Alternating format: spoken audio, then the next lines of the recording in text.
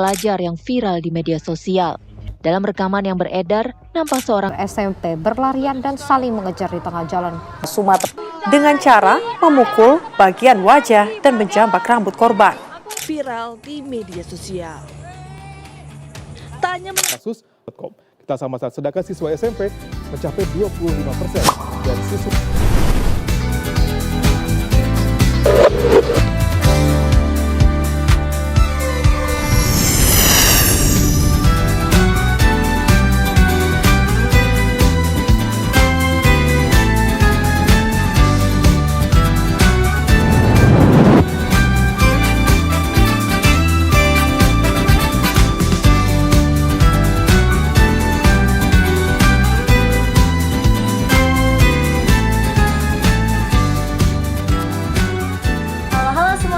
Selamat datang di Suki Talks, suara kita tahu. Tempat kita ngobrol santai, tapi tetap bermakna loh. Hai teman-teman, di Suki Talks kita akan bahas hal yang paling deket banget sama kehidupan kita sehari-hari, yaitu sebagai remaja.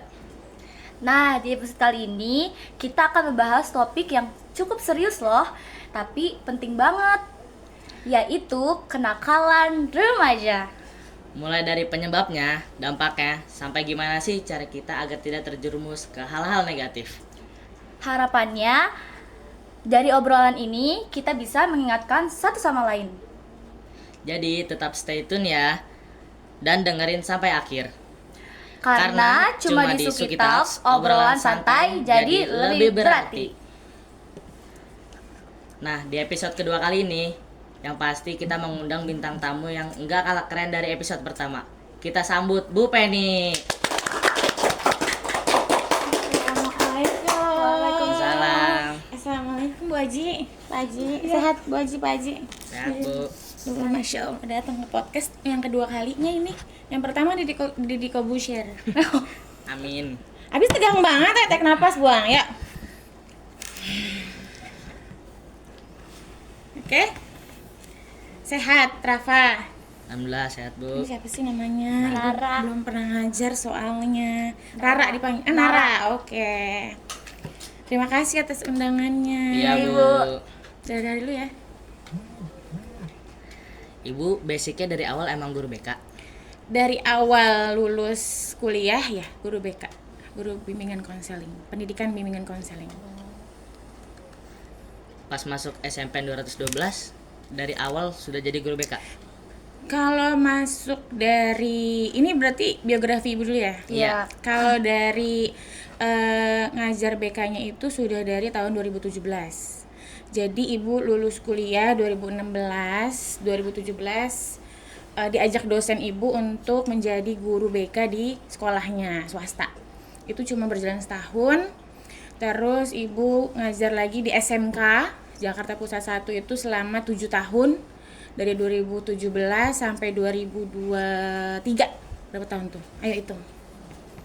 Benar nggak 7 tahun? 6 tahun ya, kurang lebih ya, 5 sampai 6 tahun. 2023 alhamdulillah rezekinya ada penempatan dari dinas di SMP Negeri 212 Jakarta, ketemu Rafa, ketemu Nara. Memang dari awal guru BK. Ibu harus ngeluarin ijazah? Enggak, Nggak Bu, usah. Takutnya bingung. Boleh spill cerita gak nih, Bu? Boleh spill. Menurut Ibu, kasus yang paling menyeramkan di kalangan SMP itu apa? Kalau di SMP itu selama Ibu mengabdi sebagai guru BK, umum laki-laki aja atau perempuan? Laki-laki. Dua-duanya aja. Ah, yaudah. Oh, versi berarti Ya. laki-laki 1, perempuan 1 ya? Ya. Kalau di SMP itu laki-laki ya biasanya, maaf kalau tidak, kecanduan narkotika, terus tawuran, dan biasanya mereka akrab dengan sajam atau senjata tajam. Kalau perempuan itu biasanya boleh disepil? Boleh. Boleh. Tapi kayaknya sih bukan di sini ya. Selama Ibu mengajar di sini, alhamdulillah kasusnya nggak begitu wow. Justru di SMK itu yang wow banget. Oke, kalau di SMP itu biasanya ada yang perempuan juga sudah hamil. Nah, karena berhubungan bebas, pergaulan bebas seperti itu. Itu yang paling parah kan pertanyaannya. Nah, itu yang paling parah banget. Kalau kayak begitu itu sebenarnya dari diri pribadi atau dari hasutan teman atau pergaulan. Oke, berarti faktor penyebab. Iya. Faktor penyebab itu ada dua kan, internal sama eksternal.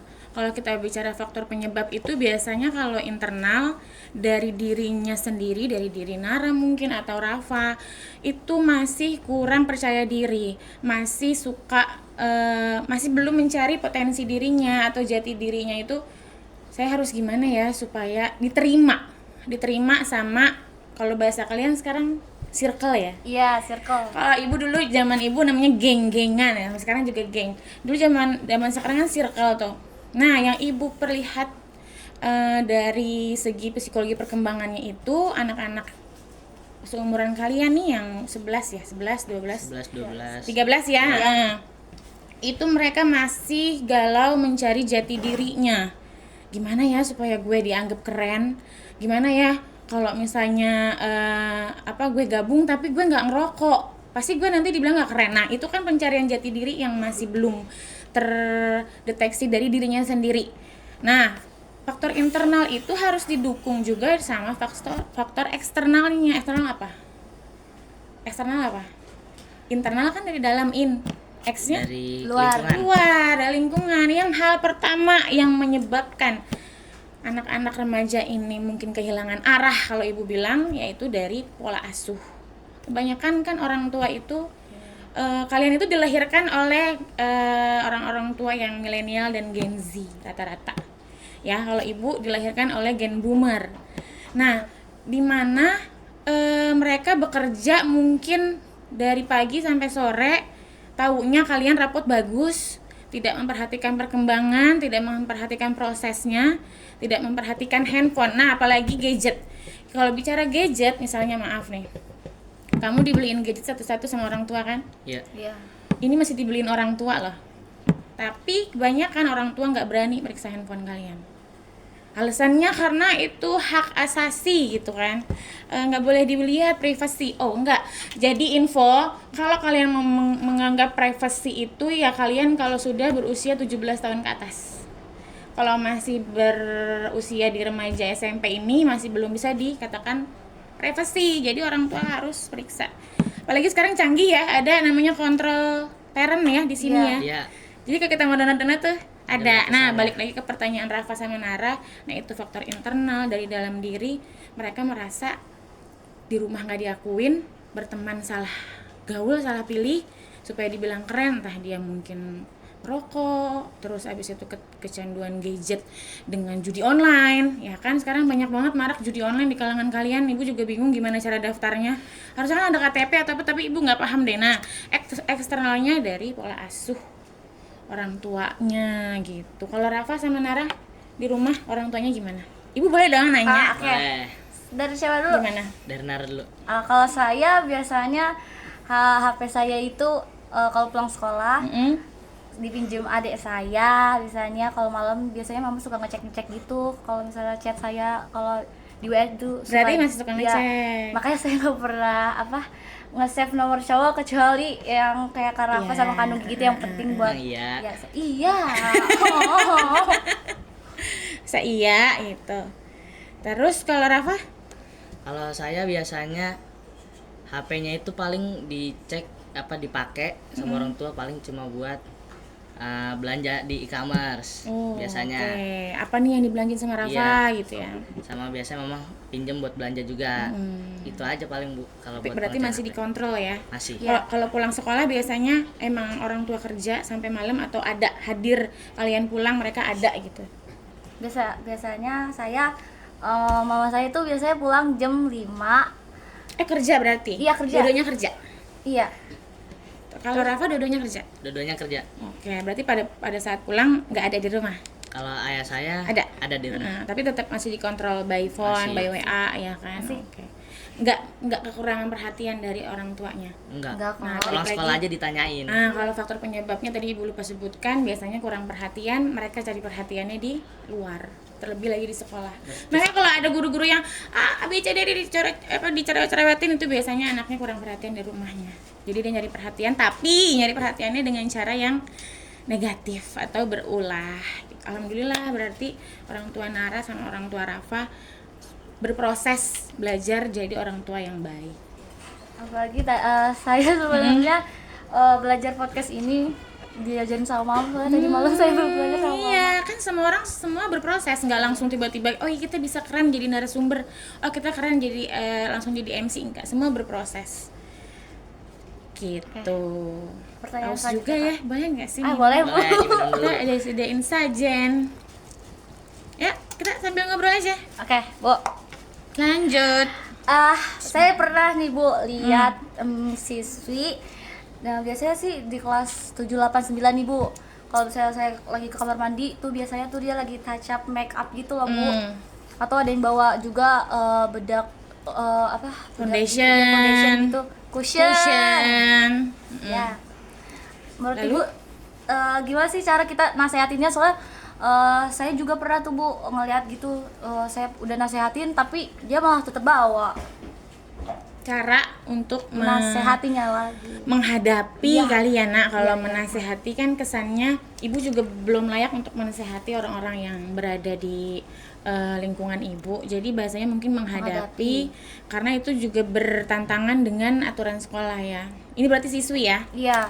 Oke, untuk make up itu kan sebenarnya dalam kehidupan sekolah, pendidikan itu tidak diperbolehkan secara berlebih. Ya, Ibu bacain konsepnya dulu supaya kalian, supaya kita nih paham. Berlebih itu tidak dibenarkan. Apa yang dibenarkan, Bu? Karena kan kita harus tetap, kulit kita harus sehat, tetap apa. Justru kalau kita kebanyakan foundation, cushion segala macam bisa rusak. Ya kan? Jadi yang yang memang diperbolehkan itu ya sunscreen. Tapi bukan yang apa bahasanya tuh kalau zaman sekarang yang ada tone up-nya, itu dihindari tuh ya kan. Terus lipstick nggak harus merah kan, biar terlihat seger, bisa pakai lip balm dan bisa pakai madu atau apa biar nggak kering-kering banget gitu. Justru kalau misalnya kalian memaksakan make up di usia kalian yang sekarang, maaf nih kadang warnanya abu-abu. Maaf banget ya kan, maaf banget. Maksudnya kan walaupun kalian bermake up, berdandan itu kan untuk mempercantik, kalian kan di sini untuk menuntut ilmu gitu. Nah, cara menghadapinya biasanya kalau dari guru-guru di SMP Negeri 12 Jakarta biasanya kan ditegur dulu. Pertama ditegur karena sudah ada peraturan hitam di atas putih, ya kan? Sudah bermaterai juga pada saat kamu masuk ke sini kan sudah ada aturan yang harus ditandatangani orang tua. Nah, harus gimana pun caranya harus dilakukan. Kalau misalnya mengelak terus melanggar berarti ada konsekuensi yang harus dijalankan. Ya kan, apapun itu harus ada tanggung jawabnya, ya berarti harus bersedia alat-alat PKMP disita gitu. Nah, kalau misalnya seusia Nara atau seusia teman-teman kakak OSIS yang menegur atau menghadapinya tidak didengar, biasanya karena mereka merasa kita kan seumuran, masih sepantar. Kita kan seumuran, jadi kayak emang lo siapa gitu. Makanya kalau misalnya perlu bantuan, guru BK di sini ada Bu Emma, ada Bu Dana, ada Bu Penny, ada Bu Nisa, bisa langsung konfirmasi. Kalau nggak ke wali kelasnya dulu aja, nggak apa-apa dilaporkan. Menghindari kalian malah jadi bermusuhan sama teman-temannya, kan gitu. Nah, menurut Ibu lebih bagus pendekatan ke siswa dulu apa langsung memberi sanksi? Menurut Ibu? Iya. Menurut Ibu sebagai Ibu berperilaku di sini sebagai guru BK ya? Iya. Kalau menurut Ibu itu kalau langsung memberikan sanksi berarti kita tidak punya rasa peri kemanusiaan. Karena mereka punya hak untuk diperhatikan, diberikan pengertian. Jadi kalau ditanya sama Rafa, sanksi apa langsung memberikan pendekatan? Ya, karena ini masalah krusial. Apalagi kalau kita sebagai guru menegurnya itu langsung teriak-teriak di depan umum. Kita sebagai manusia dewasa aja kadang ditegur atasan nih, misalnya ibu telat, terus ditegur kepala sekolah, itu ditegurnya di depan banyak orang kan malu. Apalagi kalian yang ibaratnya masih mencari jati diri, masih mau dilihat teman-teman sebayanya, ih kok dia ditegurnya gitu ya, ih kok dia nakal ya, begini segala macam, itu kan sangat-sangat berarti kita nggak punya ini dong perasaan yang benar-benar kita kan harus memanusiakan manusia. Jadilah manusia yang memanusiakan manusia gitu. Kita tuh diciptakan sama Tuhan berakal, beda sama hewan. sama makhluk yang lain. Nggak, manusia itu yang benar-benar sempurna, punya akal. Jadi gimana caranya pendekatan yang dilakukan untuk menegur peserta didik atau murid-murid yang bermasalah, pendekatan nih kira-kira kita cari akar masalahnya. Rafa, Nara ya, misalnya Rafa yang bermasalah atau Nara, terus bukan masalah negatif aja ya, bukan masalah memang dia nakal atau mungkin dia berbuat kecurangan di sekolah, tapi ada masalah-masalah internalnya. Mungkin ada masalah di rumahnya yang membuat dia tidak fokus untuk belajar, jadinya di sekolah tidur, yang biasanya dia mungkin aktif tiba-tiba tidur. Nah itu kan ada sesuatu yang harus diceritakan. Tapi anak zaman sekarang itu susah banget untuk dipancing. Ibu nggak paham ya, apa memang mereka belum menemukan usia kalian kayaknya masih susah deh. Ibu dulu di SMK malah murid tuh bolak-balik nanya gimana cara begini segala macam, masalah pribadinya, sosialnya, karir, sama masalah belajarnya. Nah pendekatan yang dilakukan biasanya kita cari dulu akar masalahnya, misalnya dari latar belakang keluarganya seperti apa, broken home kah, atau mungkin maaf yatim atau piatu atau yatim piatu. Berarti kan ada yang tidak seimbang dalam menyelaraskan perkembangan psikologi di usia kalian ini gitu. Jadi jawaban ibu, pendekatan dulu baru nanti ada sanksi. Pendekatan sekali 2 kali nggak masuk juga sanksi. Nah, jenis-jenis sanksinya apa aja, Bu? Di sini. Iya, di sini kalau di sini tuh biasanya kita panggil orang tua dulu, panggil secara lisan. Tapi tetap ada surat karena buat bukti nanti kalau misalnya tidak berubah, kita ada laporan ke dinas, anak ini kayaknya harus dibina lebih dalam lagi. Biasanya bersurat, setelah itu dikasih ke orang yang bersangkutan, mungkin orang tuanya datang. Setelah itu nanti kita membuat surat pernyataan. Pernyataan tidak juga diindahkan, berarti surat perjanjian yang terakhir. Jadi bukan langsung tiba-tiba materai terus, tidak ya. Jadi misalnya pendekatannya boleh langsung anaknya dipanggil dulu. Kalau misalnya itu kan biasanya ada sebuah, kalau ibu bilangnya ancaman ya, tapi mungkin anak-anak udah paham. Jadi kalau misalnya nggak mau berubah, panggil orang tuanya. Nggak berubah juga berarti kita panggil. Kan udah dipanggil nih, Nar. Iya. Terus habis itu dia udah dipanggil, kita kasih tahu nih misalnya mau berubah nggak, janji. Kalau nggak berubah berarti dipanggil orang tuanya, kan takut. Apalagi kalau anak-anak yang memang baru mau mencoba. Biasanya kalau baru mau mencoba tuh mereka kayak ya udah Bu, enggak saya nggak ngelakuin lagi gitu. Jangan bilang orang tua saya Bu gitu. Orang tua saya galak gitu. Udah tahu orang tuanya galak, dia berulah gitu. Jadi prosesnya mungkin ada berkas yang harus dilengkapi, ada bukti juga kita binanya seperti apa gitu kan. Sekarang udah nggak boleh bina fisik-fisik kan. Zaman ibu atau mungkin zaman orang tua Nara Marafa mah semua dilempar. Scott jam, lari di lapangan semua dilakuin. Cuma kalau sekarang nggak boleh.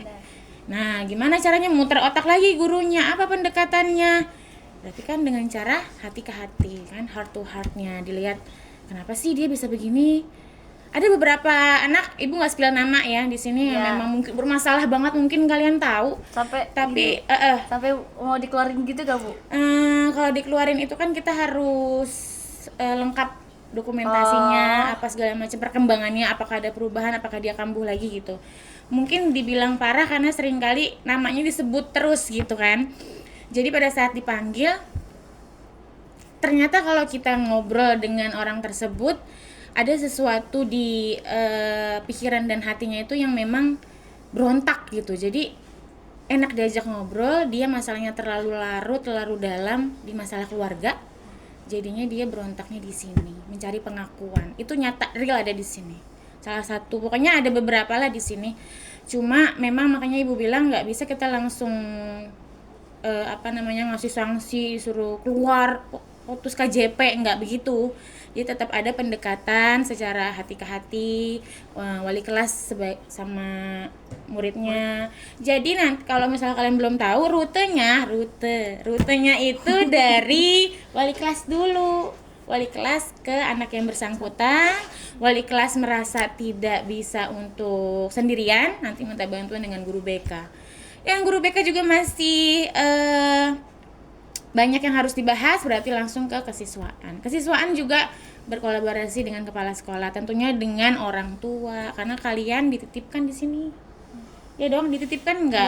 Iya, dititipkan dong. Ya enggak, dititipin enggak? Iya. Bantal dong. minjem bantal dong. Bantal. Biar kelihatan langsing Bu Penny. Satu aja, 2 ntar ibu tidur. Buat saya. Oke. Jadi tetap permasalahan yang kalian mungkin lihat di depan tuh kan pasti kalian di kelas nggak banyak guru yang selalu negor ya.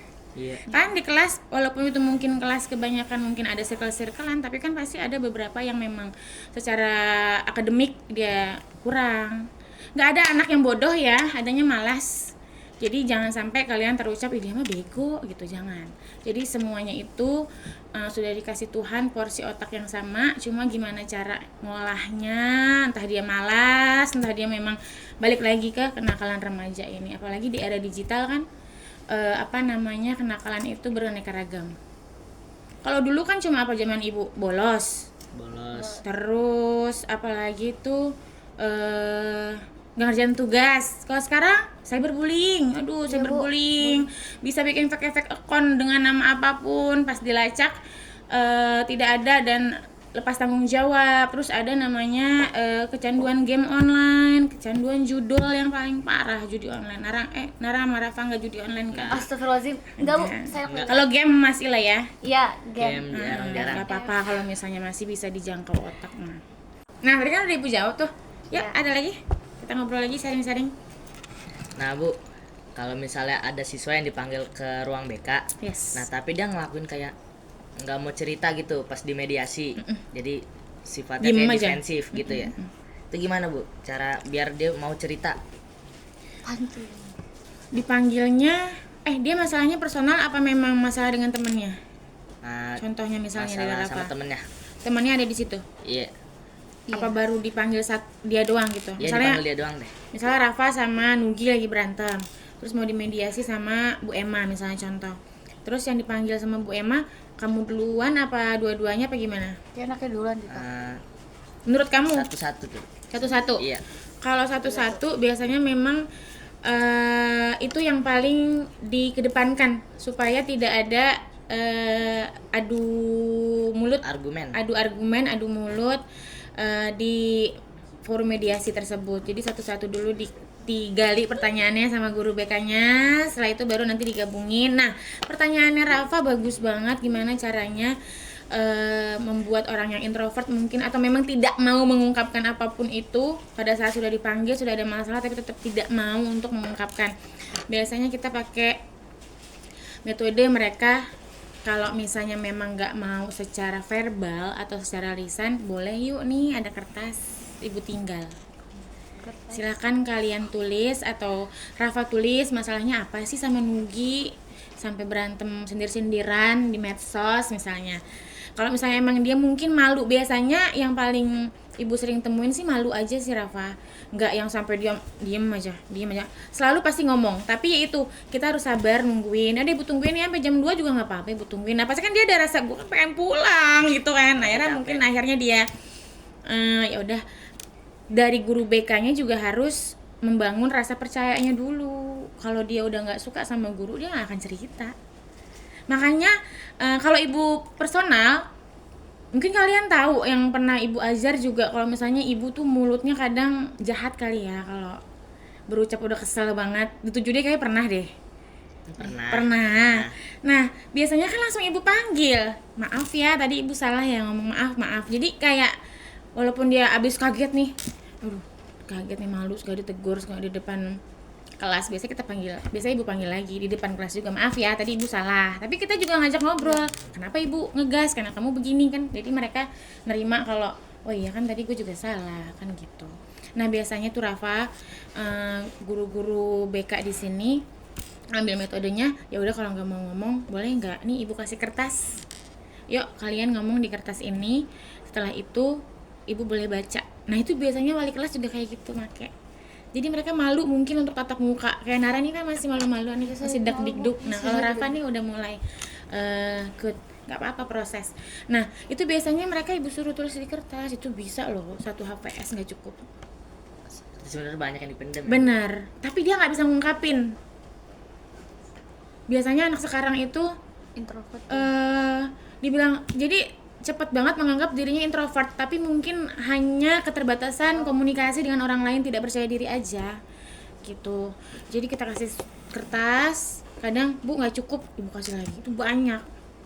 Baru nanti kita lingkarin poin-poinnya, kita tanya ini bener yang dirasain, perasaannya segala macam baru. Jadi dia emang tipe yang nggak bisa mengungkapkan, dan kita nggak boleh maksa. Yang ada dia nggak mau cerita. Iya benar. Iya, yang ada dia kok dipaksa sih, gue juga dipanggil nih, nggak ibaratnya bukan karena kemauan gue gitu kan. Jadi kita pakai metode nih, ya metode terakhir tuh, dan kertas. Pasti kan dia mikir ya udah. Kadang aja folio itu bisa, folio tau kan yang berapa tuh, 4 kan? 4 halaman, bisa 2 mintanya. Beberapa ada yang kayak gitu, karena saking unek-uneknya mau dikuat. Kalau kita udah satu pertanyaan keluar, biasanya mereka panjang tuh nulisnya. Apapun semua, dari mulai keluarga, orang tua, kakak, adik, tante yang mungkin tinggalnya nggak sama orang tuanya, atau mungkin malah mau nyari perhatian di sekolah, mungkin caranya salah, ternyata malah nggak mendapat perhatian yang baik dari gurunya, itu juga banyak banget gitu. Biasanya emosi orang tuh kadang ada 2 ya Bu, kalau misalnya satu tuh yang suka marah-marah gitu, kalau misalnya ada teman saya nih marah kayak ngeselin gitu, maksudnya ngeselin, bikin kesel ya, gitu. kesel. Nah terus teman yang satunya lagi tuh kayak marah gitu, akhirnya dicekek aja tuh kan, terus Merahnya lucu banget ya. terus akhirnya kita kita lerai. ya pokoknya gitu. Terus ada lagi yang pas itu baru kemarin kayaknya deh, ada teman saya ngatain kayak dia main game tapi kalah, terus dikata-katain mulu kayak ya 01 terus marah, bukan marah nih, nangis dianya Bu, terus dikatain cengeng lagi. Akhirnya gurunya denger, terus ngemarahin yang ngeselin, karena kan emang emosi orang-orang tuh beda-beda. Ada yang marah, ada yang suka marah-marah, terus ada yang nangis, iya melampiasin tuh dengan cara nangis gitu. Nara sama Rafa harus tahu macam-macam emosi itu bukan cuma marah, bukan cuma bahagia, bukan cuma nangis, bukan cuma sedih. Tapi ada beberapa macam-macam emosi yang memang kalian sendiri mungkin nggak tahu nih emosi apa sih sebenarnya, kok perasaan gue pagi ini kayak nggak enak banget. Kalau respon yang tadi diambil sama teman Nara, kalau memang itu berulang, itu wajar, itu ledakan dia. Kalau sampai dia langsung nyekek begitu, fisik lah kasarnya ya. Misalnya kan kadang kalian tuh nggak terkontrol banget fisiknya, emosionalnya tuh kadang karena udah sering diledekin, sering katakan orang tua lah apa segala macam.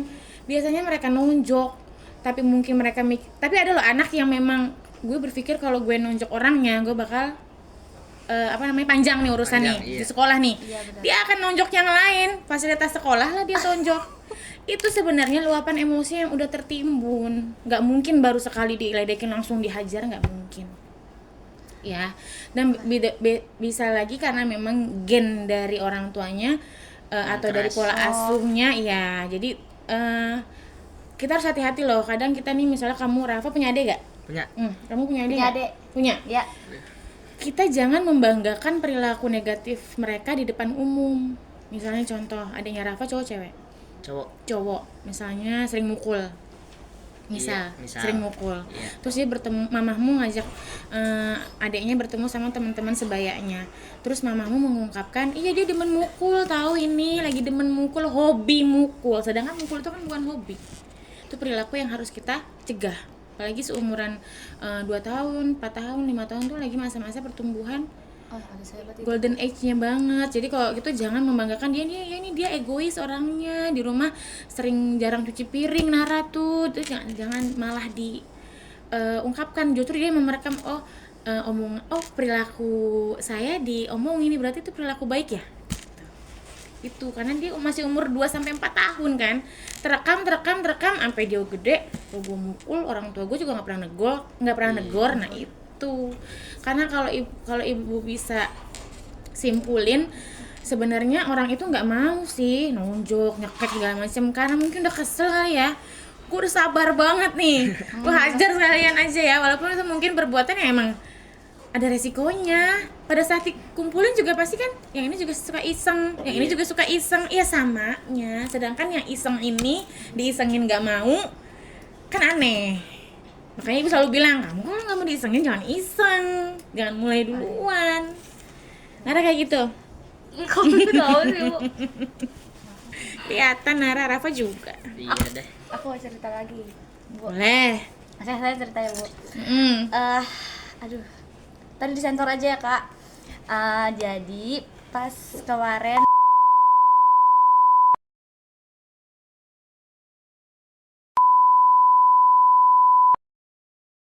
Karena ibu kan piket. oh iya ya udah. Pokoknya pas itu temen cowok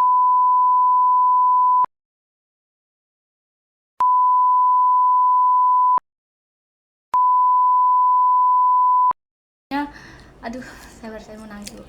Saya kasihan banget, Bu, saya sama dia. Tisu Kak. Tisu, ada tisu nggak? Besok wajar lah. Nangis lah, wajar. Masa kesel, Bu? Kesel. Boleh nangis Nara yang kenceng. Maaf. Tarik napas. Nggak apa-apa. Gak apa-apa, itu kan emosi. Lagi emosinya lagi keluar. Terus Boleh. teman cowok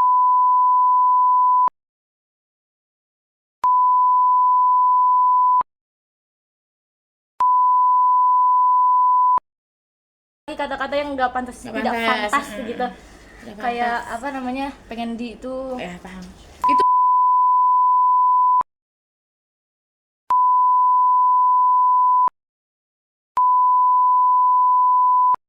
bilang ke saya, terus saya kesel kan, saya yang kesel bukan dia kesel. Kalau dia biasa anaknya extrovert banget soalnya, kayak bodo amatin gitu, tapi saya yang kesel gitu loh, Bu. Saya pengen bilang ke kayak guru kok nyepelein, kok kayak ini ya, Gampangin. kayak bullying verbal Iya. perempuan gitu. Terus saya pengen bilang ke guru tapi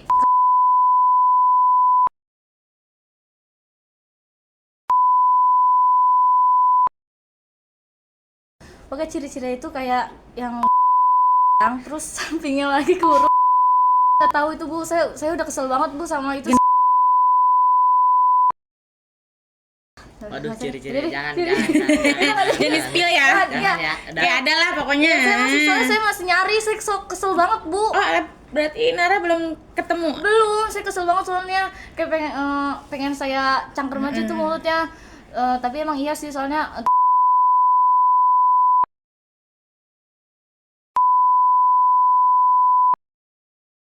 terus tiba-tiba jadi digituin. Saya nggak nyangka banget sampai dibilang kayak gitu, teman.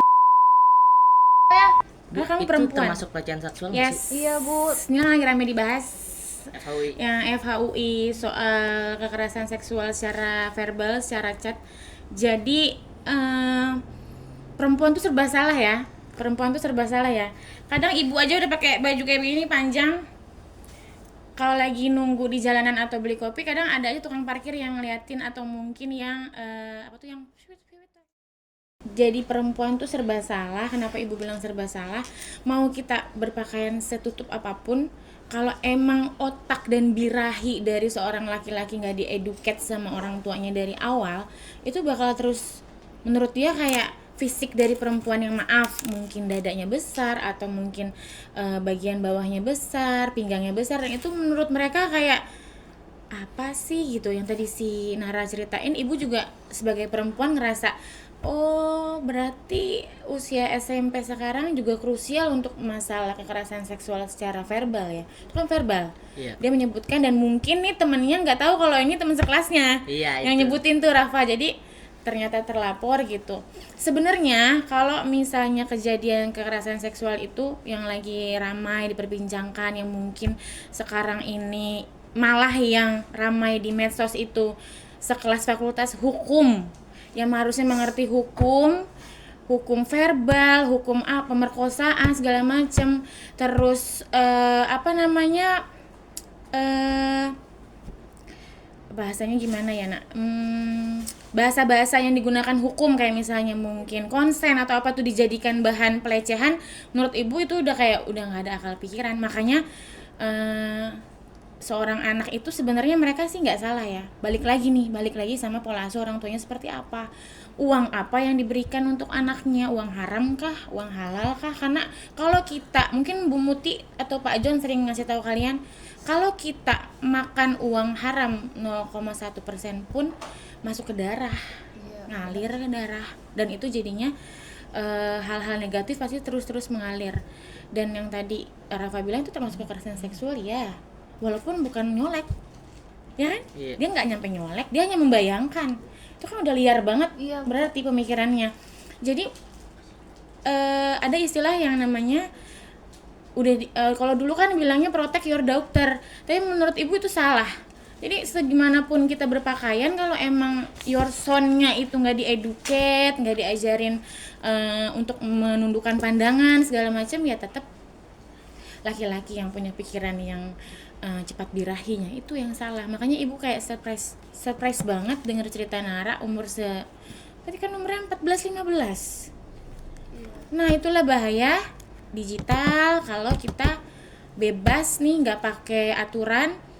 Terus banyak video-video sekarang di TikTok aja tuh AI kucing, AI apel, buah-buahan.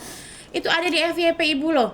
Jadi kayak kok tiba-tiba melakukan kissing antara AI si apel sama banana ini, banyak loh itu. Nggak tahu tiba-tiba muncul aja di ibu. Jadi dia bikin AI kucing kan biasanya tuh ya. Kucing kan hewan yang lucu ya, dibikin AI. Terus tiba-tiba ada adegan kissing, kucingnya hamil, emang lucu. Cuma kalau misalnya adiknya Rafa, adiknya Nara, anak ibu misalnya yang lihat, kita kasih handphone dia nonton. Nah, balik lagi ke protek orang tuanya. Kalau peran ibu nih sebagai ibu sekarang bukan guru BK, ibu selalu ngasih gadget kalau dia mau belajar dulu. Kalau nggak belajar, ini intermezzo aja ya. Cerita aja lucu gitu. Menurut ibu nih lucu karena anak ibu nih gen alpha. Jadi kalau misalnya maksud ibu kok logikanya jalan. Jadi kayak gini. Ya udah, mau nonton apa mau main game? Dia punya game yang avatar gitu loh, tapi bukan yang kayak Roblox. Kalau Roblox kan kadang ada chat-chat yang enggak bagus lah ya. Ini avatar dia kayak cuma gonta-ganti ini gitu. Nah, mungkin karena dia lagi males belajar ya. Jadi dia milihnya nonton. Enggak Bu nih, kalau mau nonton aja, enggak mau main game. Jadi belajar enggak dong. Akhirnya ibu muter otak tuh sama suami ibu. Kayaknya, jadi dia ada pilihan gini. Kalau nonton enggak belajar. Jadi ya udah nonton nih, dikasih iPad-nya. Tapi kalau main games kan dia bisa sampai berapa jam kan? Dia harus belajar dulu. Dia lebih memilih nonton supaya enggak belajar. Salah dong peraturan dari ibu. Salah dong, karena kan nonton lebih ringan enggak belajar. Akhirnya ibu ubah peraturannya. Protes umur 4 tahun protes. Kok beda, katanya nonton nggak pakai belajar. Ya udah rubah karena memang kebiasaan nggak dikontrol, jadinya nanti screen time-nya tuh keterlaluan. Dan banyak kan YouTube iklan-iklan yang nggak baik, yang kalau misalnya diklik short, makanya ibu selalu larang anak-anak nih di sini juga hindari nonton short yang nggak pantas. Terus TikTok kalian tuh FYP-nya coba dibersihin yang bagus-bagus aja gitu, yang benar-benar membuat kreativitas kalian tuh ada gitu, hobi-hobi kalian tersalurkan, bukan malah yang AI yang sekarang tuh. Menurut ibu kok AI sekarang kayak gini ya? Emang nggak pernah lewat ya di FYP pernah kamu? Bu, enggak. Aku sih enggak. Iya, ada apel, dia buat buah apel seseksi mungkin.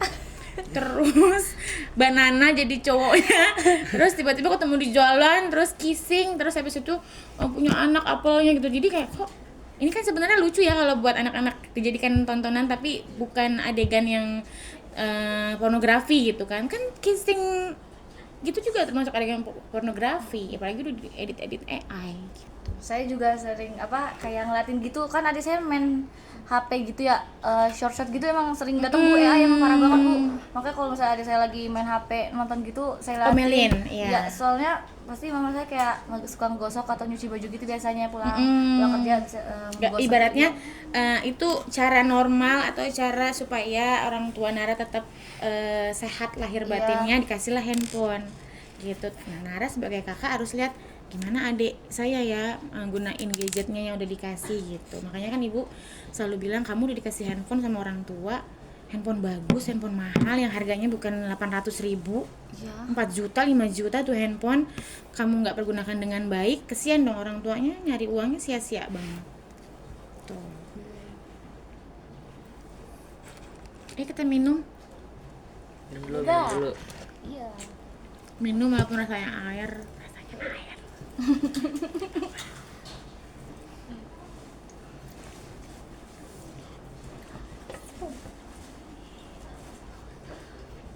Berarti buat zaman sekarang itu yang lebih bahaya itu dari gadget ya, Bu? Gadget. Coba deh kalian lihat tulisan teman-teman kalian atau tulisan Rafa, tulisan Nara sudah serapih apa. Ini dari segi motoriknya aja dulu. Rapih nggak? Makanya jangan marah kalau ada guru yang nyuruh nyatet. Kalian di rumah juga cuma begini doang. Tulisannya jelek. Gurunya disuruh meriksa sampai begini. Lama-lama Bu Penny guru matanya 6 jadinya. Sumpah ini mah nggak peres. Jadi kadang yang nulis aja nggak tahu bacaannya apa. Coba dibaca catatannya apa itu. Soalnya ibu nggak kebaca. Saya juga nggak tahu Bu nulis apa. Dari segi motorik ya, gadget itu berbahaya. Yang pertama dari segi motorik, kalian tuh tangan jadi nggak leluasa untuk memegang pulpen tuh kayaknya. Aduh nulis pegel. Padahal itu adalah cara kita supaya jantung tetap sehat. Terus yang kedua, dari segi kenakalan remaja, sesuai sama topik yang kita lagi bahas. Yang tadi ibu bilang tuh Rafa, Nara, kalau dulu mas paling bolos. Atau mungkin nih lompat pagar.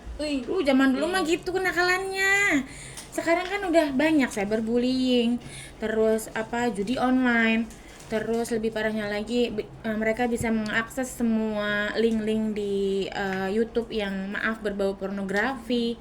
Terus berbau coba-coba rokok, terus ganja, narkotika dan sejenisnya. Itu kan mereka awalnya penasaran. Pernah loh ibu menemukan peserta didik yang memang dari segi fisik ini kayaknya ada arah ke sana. Cuma ibu nggak boleh dong langsung ngejudge kayak narkoba ya kan nggak boleh. Narkoba ya kan nggak boleh. Jadi kalau bisa dibilang karena kita juga bukan pihak BNN ya, tapi yang sudah dipelajari oleh guru-guru di sini biasanya tuh ciri-cirinya kan gampang ngantuk, tidur aja. Tapi ada kok yang emang tidur karena dia sakit atau mungkin dia boring dengar guru yang ngomong.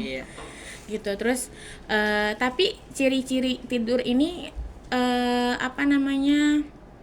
volumenya terlalu berlebih, kayak selalu tidur udah gitu. Kalau ngomong belernya itu ada loh, ngelantur. Dijawab apa, jawabnya apa. Terus matanya tuh merah. Yes, matanya merah. Tapi kita juga nggak boleh langsung ngejudge. Jangan-jangan emang dia belum tidur seharian karena begadang gitu kan. Rafa ya merah matanya. Enggak, ini tadi disemprot baygon sama Nugi. Nggak boleh Gi, ya Allah si Nugi. Jadi mungkin ada hal-hal yang nggak boleh langsung kita judge. Oh iya dia narkoba karena matanya merah gitu kan. Dia sering tidur, enggak gitu nak ya. Jangan. Jadi ada fase dimana kita harus memperhatikan dulu. Baru sehari udah dibilang dia narkoba ya enggak. Jadi seminggu, 2 minggu, terus rentan dia masuk kah, terus belajarnya. Makanya itu berhubungan sama guru mata pelajaran. Jadi kalau misalnya guru BK itu nggak bisa berdiri sendiri. Guru BK itu harus berkolaborasi dengan guru mata pelajaran dan guru wali kelas. Supaya apa? Guru BK kan, coba guru BK siapa? Bu Emma ini? Nisa. Seminggu cuma sekali. Iya. Nah, padahal itu yang paling penting. Tapi memang kebutuhan dari kementeriannya ada namanya ya udah pelajaran lebih diutamakan dulu, nanti seiring berjalannya waktu secara mobile. Dulu malah nggak ada BK masuk kelas dulu tuh. Ini pasti dari sekolahnya mencanangkan untuk masuk gitu kan. Nah, balik ke situ, jadi sebenarnya diperhatikan dulu kebiasaan dari sehari-hari dari siapa ya? Dari guru mapel. Ibu biasa suka nitip-nitip tuh sama guru mapelnya sama guru wali kelasnya, nitip-nitip nama si A nih udah inceran ibu nih kayaknya, kok kayaknya bukan cenayang ya, nanti sangkanya guru BK cenayang. Jadi dari segi dia ditegur, mungkin kita ajak ngobrol dia agak ngelantur, nggak nyambung, terus ada bau-bau rokok dan segala macamnya, terus sering izin dari kelas ke kamar mandi secara berlebih. Kita nggak tahu ya, mungkin dia memang beser, sakit perut atau apa. Tapi memang ritmenya kita lihat dulu, bukan yang cuma sehari dia bolak-balik kamar mandi langsung ibu tuduh, enggak. Itu ada ritme yang kita dari sehari, 2 hari, itu seminggu, sebulan, 2 bulan. Nah, memang jangkanya harus panjang karena kita kan nggak langsung tes air seni ya kan, nggak langsung tes narkoba gitu karena belum melaksanakan kerjasama. yang tadi Ibu bilang, makanya guru BK itu nggak bisa berdiri sendiri, tetap harus berkolaborasi sama wali kelasnya, sama guru mapel untuk melihat nih perkembangan yang tadi kita curigakan, dia mungkin menggunakan obat-obatan terlarang atau mungkin dia sedang ada masalah di rumahnya. Nah itu kan progresnya harus ada laporan dari guru mapel yang setiap hari ada, apalagi mapel-mapel yang seminggu bisa 2 kali 3 kali. Nah guru tersebut dan wali kelasnya yang akan di kolaborasi dengan guru BK untuk komunikasi gimana baiknya dibina seperti apa, supaya anak tersebut bisa terhindar dari hal-hal negatif seperti itu. Gitu. Nggak kerasa nih, waktunya udah lumayan lama. Gimana kalau udahan aja ya? Ya, Udahan ya. Udahan ya. Boleh ngasih pesan seperti sekali? Boleh. oke. Buat anak-anak murid Ibu dimanapun berada, khususnya di SMP Negeri 212 Jakarta, pesan Bu Penny satu, apa yang kalian tanam itu adalah benih yang akan muncul ketika kalian sudah dewasa. Maka sayangilah masa remaja kalian, jangan sampai kalian hanya menikmati keputusan sesaat yang nantinya di masa dewasa kalian, masa pertumbuhan kalian ke depannya itu tidak berguna dan kalian akan menyesalinya. Jadi jangan takut untuk tetap teguh prinsip tidak mengikuti hal-hal negatif di luar sana hanya karena kalian hanya ingin dibilang keren, tapi pergaulan kalian salah. Terima kasih, Sukito. Kita see you.